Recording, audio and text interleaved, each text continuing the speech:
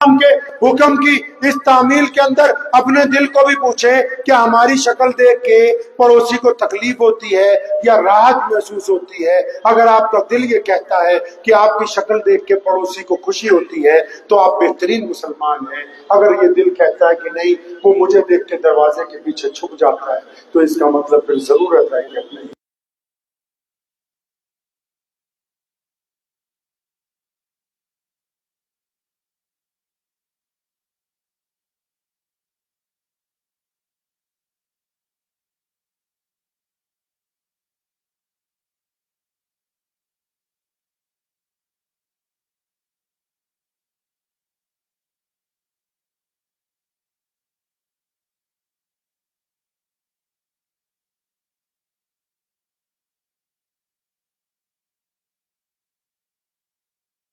یا رسول اللہ ان کے سامنے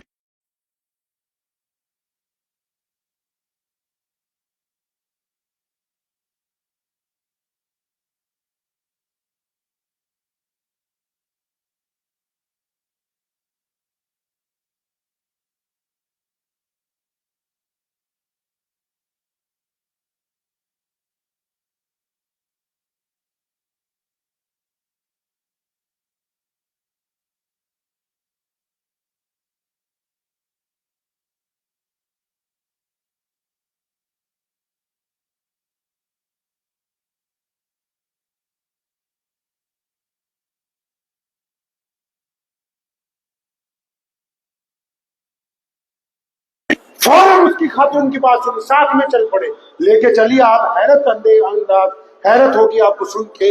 اچانک وہ کہتی یا رسول اللہ صلی اللہ علیہ وسلم یہاں بیٹھے کہاں؟ گدے پہ نہیں، کرسی پہ نہیں، بستر اور چٹائی پہ نہیں، ریتلی زمین پر. نبی علیہ السلام کے سامنے اس نے فرمائش کی یا رسول اللہ صلی اللہ علیہ وسلم یہاں بیٹھے نا، آپ میری بات سنیں. پیارے پیغمبر علیہ السلام زمین پر بیٹھے ہیں، وہ بھی پاس میں بیٹھی ہے اور اس نے اپنی فرمائش کی یا رسول اللہ صلی اللہ علیہ وسلم یہ جو مدینے کے بچے ہیں نا مجھے پگلی پگلی کہتے ہیں، مجھے چھیڑتے ہیں، میرے پیچھے دوڑتے ہیں، آوازیں کستے ہیں، مجھے بہت تکلیف ہوتی ہے، آپ حکم جاری کریں. نبی علیہ السلام نے فوراً اپنے پرنسپل سیکرٹری کو جو نبی علیہ السلام کے بالکل قریب کے صحابی ہیں، سیدنا ابو ہریرہ رضی اللہ تعالیٰ، سیدنا بلال رضی اللہ تعالیٰ، سیدنا انس رضی اللہ تعالیٰ، ان میں سے کسی ایک کو بلایا، حکم جاری کرو آج کے بعد اس خاتون کو کوئی چھیڑے گا نہیں. حکم نامہ جاری کر دیا گیا. اس نے دو چار باتیں اور کی، پھر اچانک اس کے دل میں خیال آیا کہ میں نے کافی وقت لے لیا. وہ رخصت ہو کے جانے لگی. پیارے پیغمبر علیہ السلام نے کیا فرمایا؟ نبی علیہ السلام نے فرمایا سنو، جب دوبارہ کبھی ضرورت ہو آ جانا، میری مسجد کے دروازے 24 گھنٹے تمہارے لیے کھلے ہیں. نبی علیہ السلام سے جب وہ رخصت ہو کے گئی، صحابہ نے ادب سے عرض کی تھی یا رسول اللہ یہ جو عورت تھی نا یہ دیوانی ہے، تھوڑی اس کا دماغ چلا ہوا ہے، یہ پگلی ہے. سنیں میرے آقا علیہ السلام کیا فرماتے ہیں. وہ فرمایا اے میرے صحابہ مجھے بھی پتا ہے یہ مدینے کی رہنے والی ہے، یہ پگلی ہے، دیوانوں جیسی باتیں کرتی ہے، لیکن تم ہی بتاؤ کہ سارا مدینہ اس کی نہیں سنتا، اگر میں بھی نہیں سنوں گا تو پھر کون سنے گا؟ بتاؤ تو صحیح مسلمانوں، تمہاری مسجد میں اصحاب صفہ کا وہ چبوترا کہاں ہے تمہاری مسجد میں؟ اصحاب صفہ کا وہ چبوترا جو دنیا کی پہلی NGO ہے، جو مسجد کی تعمیر سے پہلے بنا دیا گیا، جس کا صرف کام یہ ہے اس چبوترے کا. لوگوں نے پوچھا تھا یا رسول اللہ صلی اللہ علیہ وسلم یہ مسجد کے بیچ میں آپ ایک چبوترا بنوا رہے ہیں، یا رسول اللہ صلی اللہ علیہ وسلم یہ چبوترا کس کام کے لیے؟ تو نبی علیہ السلام نے ابو بکر رضی اللہ تعالیٰ عنہ کو بتایا، عمر رضی اللہ تعالیٰ عنہ کو بتایا، اپنے قریبیوں کو بتایا کہ اے میرے دیوانوں، اے میرے اصحاب، یہ چبوترا ہم نے بنا دیا مسجد نبوی میں. یا رسول اللہ یہ چبوترا بنایا کیوں ہے؟ فرمایا جو مسکین آئیں گے، جو ضرورت مند آئیں گے، جو پریشان آئیں گے، جو بے گھر آئیں گے، جو اپاہج آئیں گے، جو بھوکے آئیں گے، جن پہ ظلم ہوا ہوگا وہ کہاں رہیں گے؟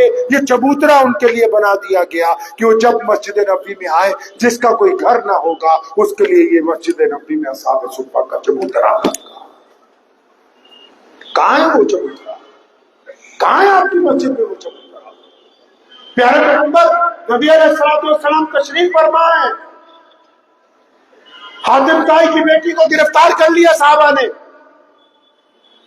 امام بخاری لکھتے ہیں نبی علیہ السلام نے خود فرمایا کہ حاتم سے اللہ راضی تھا، نبی علیہ السلام کے آنے سے چند سال پہلے اس کا انتقال ہوا، اور اتنا اچھا بادشاہ تھا، سارا دن لوگوں کو کھلاتا تھا۔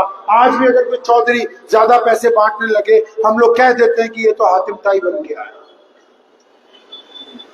تو کیا ہوا پھر؟ اس کی بیٹی کو جب پکڑ لیا صحابہ نے، وہ صحابہ کرام کے لشکر سے لڑ پڑی تھی، جب گرفتار کر کے مسجد نبوی کی طرف لا رہے، سامنے دروازے پر پہنچے، پیغمبر اعظم کہیے صلی اللہ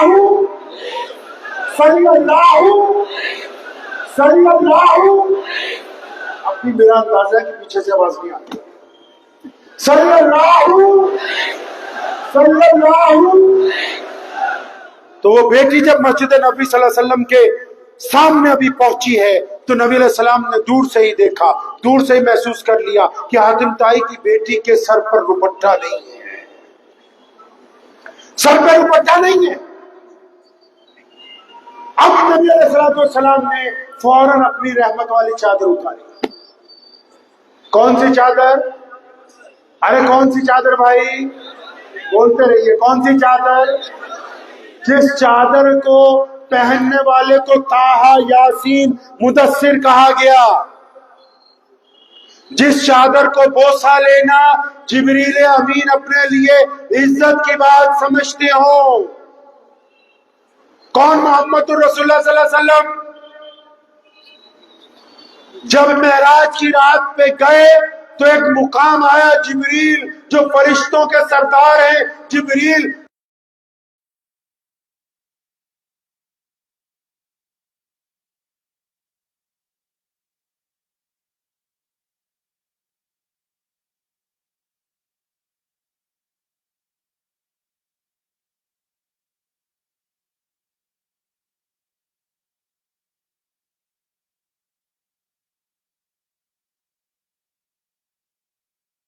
نبی علیہ السلام نے اپنی چادر اتاری۔ چادر اتارنے کے بعد نبی علیہ السلام نے ایک قریب میں صحابی ان کو چادر دی، فرمایا دوڑ کے جاؤ اور جا کے وہ بٹیا آ رہی ہے اس کے سر کو ڈھانپ دو۔ اس صحابی نے بھی پھر کان میں ایک مشورہ دیا اپنے اندازے کے مطابق، یا رسول اللہ صلی اللہ علیہ وسلم وہ جو بیٹی پکڑ کے لائے ہیں وہ دشمن کی بیٹی ہے، آپ کی چادر، طٰہٰ یاسین والی چادر، مدثر والی چادر، یا رسول اللہ آپ اپنی چادر رہنے دیں، ہم اپنی چادر پیش کر دیتے ہیں۔ نبی علیہ السلام ناراض ہوئے، نبی علیہ السلام ناراض ہوئے، فرمایا آج تو ایسی بات کہی، دوبارہ مت کہنا، دوڑ کے جاؤ ہماری چادر اس بٹیا کے سر پہ ڈالو، کیونکہ بیٹی صرف بیٹی ہوتی ہے، پھر چاہے وہ اپنی ہو یا پھر پرائی کی ہو، پھر چاہے مسلمان کی ہو یا غیر مسلم کی ہو، بیٹی بیٹی ہے۔ بیٹیاں جب آتی ہیں نبی علیہ السلام کے پاس، جب وہ بیٹی آئی، جب اس کے سر پہ وہ چادر رکھی، کیونکہ شہزادی تھی، بادشاہ کی بیٹی تھی، سارے راستے سوچتی ہوئی آ رہی ہے کہ میں نبی علیہ السلام کو جا کے نعوذ باللہ کوئی ایسا سوال کر دوں گی کہ پتہ نہیں جواب ملے گا کہ نہیں، لیکن جب وہ چادر ڈال دی نا ان کے سر کے اوپر، فرماتی میرے تو آنسو جاری ہو گئے۔ نبی علیہ السلام کے پاس آئی اور آ کے کہنے لگی یا رسول اللہ صلی اللہ علیہ وسلم میرا دل اب یہ کہتا ہے آپ کے اس عمل کو دیکھ کے، آپ کے چہرے منور کو دیکھ کے کہ آپ اللہ کے سچے رسول ہیں، اور آپ مجھے کلمہ پڑھا کے اپنے غلاموں کے صف میں شامل کر لیجیے۔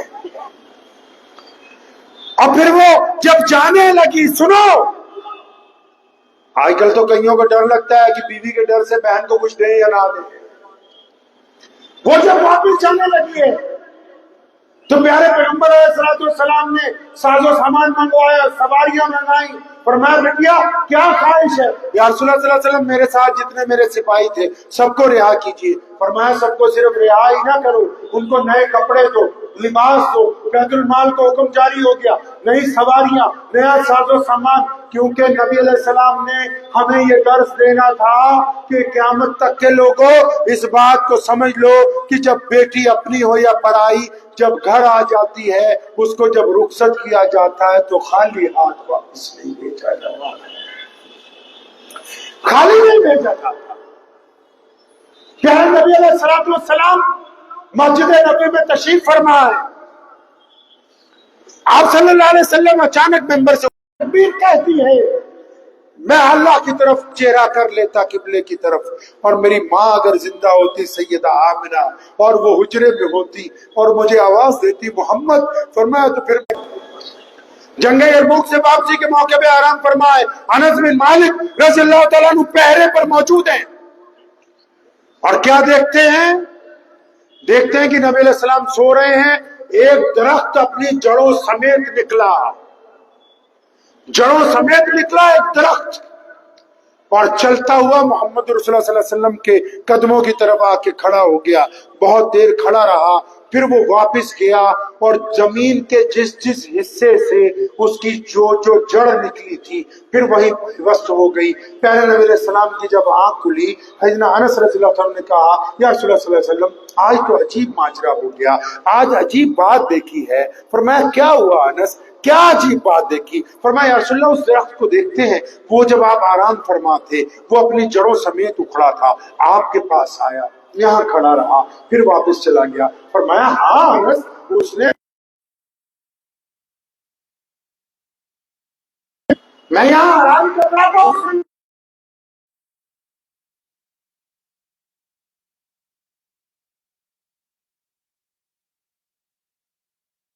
رب کے اذن سے چل کے آیا اور میرے رب کی مرضی سے واپس چلا گیا۔ ایسے بھی لا تعداد واقعات ہیں، لیکن یہ واقعہ آپ کو اس لیے سنا رہا ہوں، ایک موقع پہ ایک بدو آیا، بدو سمجھتے ہیں عام دیہاتی آدمی جو پڑھا لکھا نہیں ہوتا، کچھ نہیں ہوتا، آگے کہنے لگا آپ اللہ کے سچے رسول ہیں؟ فرمایا ہاں میں بالکل اللہ کا سچا رسول ہوں۔ فرمایا اچھا مجھے تو کوئی معجزہ دکھاؤ، اچھا ایسا کرو اس درخت کو کہو آپ کے پاس آئے۔ نبی علیہ السلام نے فرمایا اچھا اب ہم اس درخت کو کہیں کہ تم ہمارے پاس آ جاؤ، تم خود جاؤ اس درخت کو کہو کہ محمد رسول اللہ تمہیں بلا رہے ہیں۔ وہ نبی علیہ السلام کا پیغام سن کے آیا، اللہ کے حکم سے واپس کیا۔ نبی علیہ السلام کے پاس ایک دیہاتی آیا مسجد نبوی میں، اس کے کندھے پہ گو رکھی ہوئی، گو سمجھتے ہیں کھیتوں میں ایک جانور ہوتا ہے بڑا سا، مری ہوئی گو شکار کر کے لایا اور نبی علیہ السلام کے پاس آ گیا اور آ کے کہنے لگا آپ اللہ کے سچے رسول ہیں؟ فرمایا ہاں میں اللہ کا سچا رسول ہوں۔ اس نے گو نبی علیہ السلام کے دربار میں آپ صلی اللہ علیہ وسلم کے سامنے زمین پر رکھی، کہنے لگا اچھا اگر یہ کہہ دے کہ آپ اللہ کے سچے رسول ہیں تو میں ایمان لے آؤں۔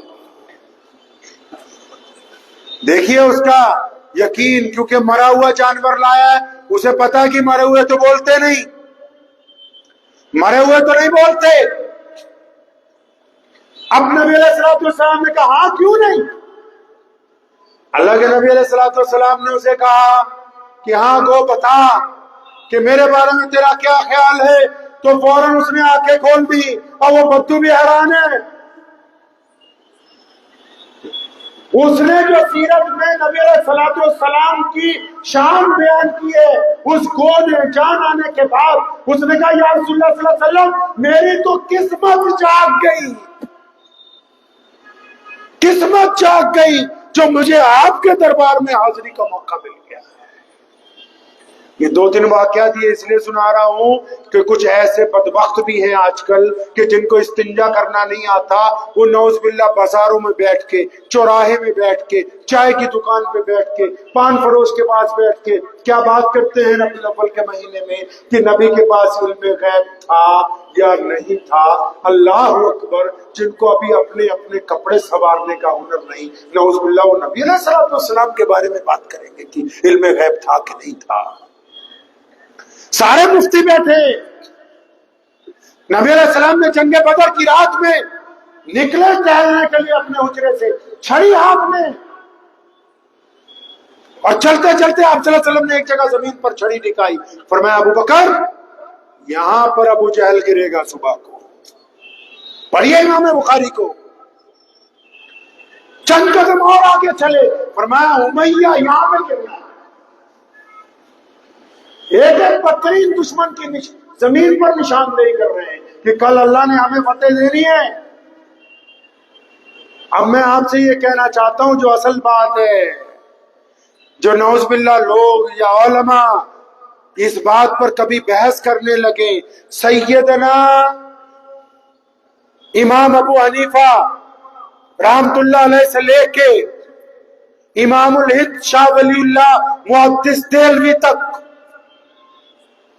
हमारी 1000 साल की तारीख गवाह है कि हमने कभी नबी अलैहिस्सलाम की जात को वजह निज़ा नहीं बनाया। पढ़िए तारीख आप उठा के, इमाम अबू हनीफा से लेके शाह वलीउल्लाह मुहद्दिस देहलवी तक 1000 साल की तारीख ये कहती है कि कभी किसी मुसलमान ने, किसी मौलवी ने, किसी शेखुल हदीस ने, किसी मुफस्सिर ने नबी अलैहिस्सलाम की जात को लेके नऊज़ बिल्लाह कोई बहस आपस में क्यों नहीं की? क्यों नहीं की? एक अच्छा एमएलए कौन सा है तो विधानसभा में जो लोग उसके साथ बैठ सकते हैं, तो आरिफ मसूद साहब से पूछ लो तो ये अच्छी तरह बता देंगे कि कौन सा है। अच्छा मुफ्ती कौन सा है, आलिम कौन सा है इस इलाके में, तो इनको भाई मोहम्मद साहब को पूछूंगा, काजी साहब को पूछूंगा, मौलाना को पूछूंगा, ये बता देंगे फला मस्जिद का इमाम बहुत बेहतरीन पढ़ा लिखा है, उसका बहुत तकल्लुम बहुत अच्छा है, इखलाक बहुत अच्छा है, क्योंकि वो इनकी लाइन है। अब ये तो मुमकिन नहीं है कि आपका मोबाइल खराब हो जाए तो आप केला बेचने वाले को जाके बोलो कि जरा मेरे एप्पल के मोबाइल में एरर आ रहा है, इसको ठीक कर दे। ऐसा होता है?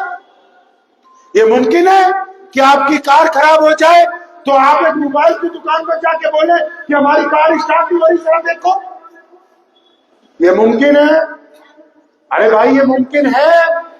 नहीं मुमकिन। तो एक नबी की क्या शान है वो सिर्फ एक नबी बता सकता है। नबी की क्या शान है कौन बता सकता है? और एक नबी बता सकता है। और हमारे नबी क्योंकि इमामुल अंबिया है, साहिब खुल्के अजीम है, खातिमुन नबीयीन है, ताजदार मदीना है, वो सरदार बन के आए तमाम नबियों के, और जब वो आए तो कोई और नबी बाकी नहीं था, इसलिए हमारे नबी की शान अब कौन बता सकता है? हमारे नबी की शान अगर कोई बता सकता है तो सिर्फ अल्लाह बता सकता है और कोई नहीं बता सकता। और अल्लाह ने बता दिया कुरान पाक में, बार बार कहा कि मेरे से वफादारी की बातें करते हो तो पहले मेरे नबी के हाथ के ऊपर वफादारी की बात करो। बार बार कहा मेरे से मोहब्बत की बात करते हो तो पहले मेरे नबी की मोहब्बत का ऐलान करो। बंदा जब मर के कब्र में भी जाएगा ना, उसको पूछेंगे तेरा रब कौन है, वो कह देगा अल्लाह है। जब उसने अल्लाह का नाम ले दिया, इसकी जान छोड़ो, इसको जाने दो, फिर भी फरिश्ते पूछते तेरा दीन कौन सा है, वो कहता है तेरा दीन इस्लाम है। आगे इत्तला पहुंच जाती है कि अल्लाह ये तो आपको जानता है डायरेक्ट। पहला सवाल यही है कि तेरा रब कौन है। वो जब कह रहा है नमाजी है, मुत्तकी है, परहेजगार है कि मेरा रब अल्लाह है, आगे इत्तला पहुंच जाती है अल्लाह ये तो डायरेक्ट आपको जानता है। लेकिन आगे से फिर उधर से दोबारा ऐलान आ जाता है नहीं नहीं, इससे ये पूछो कि मेरे नबी के बारे में इसका क्या ख्याल है। इससे पूछो मोहम्मद रसूलुल्लाह सल्लल्लाहु अलैहि वसल्लम को जानता कि नहीं, क्योंकि जब तक ये रसूलुल्लाह को नहीं जानता इसकी किसी बात का एतबार नहीं किया जा सकता। ये रसूलुल्लाह से हल्फ वफादारी लेगा तब हम समझेंगे कि अल्लाह को जानने वाला है। अब अल्लाह ने तो कह दिया कि ये साहिब खुल्के अजीम है, तो एक छोटा सा मसला समझ लीजिए।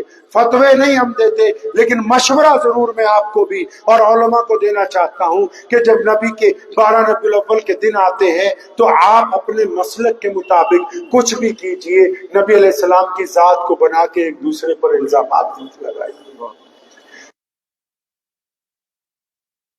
क्या आप उसको बहाना बना के किसी की इज्जत नीलाम करना चाहें? आप उसको बहाना बना के मुसलमानों में निफाक डालना।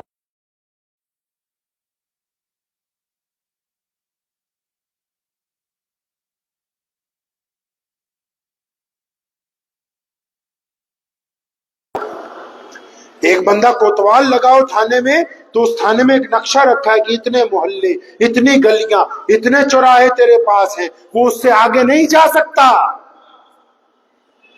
एक बंदा जिले का अफसर लग जाए तो उसके दफ्तर में भी नक्शा लगा हुआ है कि इस जिले से आगे तेरी नहीं चलती। दायरा है ना, हर एक बंदे का एक दायरा है, हर एक बंदे की एक हैसियत है, हर एक बंदे की औकात है। कुछ बातें तो हमारी औकात से ऊपर की है कि नहीं? ارے ہماری اوقات سے اوپر کی باتیں ہیں کہ نہیں؟ جہاں ہمارا معیار ہی نہیں پہنچا، ہمیں اندازہ ہی نہیں۔ اور جب ہم اس مسئلے پہ بحث کریں گے، دل کی تختی پہ لکھ جائیے کہ دونوں میں سے ایک ایمان سے خارج ہو جائے گا، کیونکہ میرے اللہ کو تمام باتوں پہ غصہ نہیں آتا۔ اگر کوئی اس کے نبی کی شان میں بے ادبی کر دے تو میرے رب کو وہ بندہ پسند نہیں۔ اب وہ چاہے مسلمان منافق ہو، چاہے وہ کوئی اور ہو، اللہ کریم کو وہ بندہ پسند نہیں۔ تو اس بات کو سمجھ لے کہ نبی علیہ السلام کی ذات کو وجہ نزاع کبھی نہیں بنائیں گے۔ صحابہ کا یہ دستور تھا، قرون اولیٰ کے مسلمانوں کا ایک دستور تھا۔ آج بھی اہل عرب اور یورپ کے مسلمان اس بات کو لے کے چلتے ہیں۔ قرآن میں اللہ نے کہا نا، اپنی آواز میرے نبی کی آوازوں سے دھیمی کر لو۔ اب نبی تو ہمارے درمیان موجود نہیں ہے۔ اب مسلمان کیا کرتے ہیں پوری دنیا کے؟ ہمیں چھوڑ کے ہم اس کوالٹی میں ابھی نہیں آئے۔ جب دو گروہ لڑتے ہیں آپس میں، جب مسلمانوں کے دو فرد آپس میں کوئی بحث دے تو تیسرا بندہ وہاں پہنچ جاتا ہے اور زور سے کھڑا ہو کے کہتا ہے صلو علی النبی، کہ میرے نبی پر درود بھیجو۔ دونوں لڑنے والے پیچھے ہٹ جاتے ہیں۔ کوئی بیچ میں کھڑا ہو کے کہہ دیتا ہے صلی اللہ علیہ وسلم، لڑنے والے پیچھے۔ لڑائی ختم کیوں؟ ارے جہاں نبی پر درود بھیج دیا گیا، اب وہاں بحث کرنے کی کوئی گنجائش نہیں رہی۔ تو نبی علیہ الصلوۃ والسلام کی جو اعلیٰ کردار کی زندگی ہے، کیا اس کو بھی ہم اپنائیں گے کہ نہیں اپنائیں گے انشاءاللہ؟ ارے بولیے، اپنائیں گے کہ نہیں اپنائیں گے؟ اپنانے کے لیے تیار ہیں انشاءاللہ؟ تو میں نے آپ سے فتویٰ پوچھا تھا کہ وہ پاجامہ ٹخنوں سے اونچا کرتے تو آپ نے کہا جنت میں چلے جائیں گے، اور میں نے کہا نیچا کر دیں تو آپ نے کیا کہا؟ کیا؟ تو عارف بھائی، جب میں چھوٹا تھا مدرسے میں پڑھنے گیا، پہلے تو 10ویں تک اسکول میں پڑھتے رہے، تو جب مدرسے میں پڑھنے گیا تو پاجامہ اتفاقاً ٹخنوں سے نیچا تھا، تو مجھے 2-3 مولویوں نے ٹوکا، تو انہوں نے کہا کہ بھیا اس کو اونچا کر لے تو جہنم میں جائے گا۔ تو ان کی بات درست لگی مجھے، تو لیکن انہوں نے مجھے راز کی بات بھی بتائی کہ اگر یہ اونچا رہے گا تو آپ جنت میں جاؤ گے۔ اب میرے والد مولانا حبیب الرحمن ثانی لدھانوی رحمۃ اللہ علیہ عالم تھے، بڑے متقی پرہیزگار تھے۔ ہم نے صرف ان میں جو اعلیٰ ترین بات یہ دیکھی، وہ سب سے اعلیٰ یہ تھی کہ کوئی کام بغیر سنت کے عمل میں نہیں لایا گیا۔ کوئی ناراض ہو جائے، کوئی راضی ہو جائے، لیکن کام جو ہو رسول اللہ کی سنت۔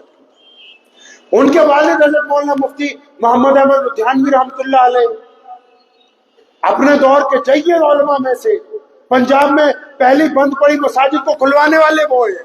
ان کے والد رئیس الارار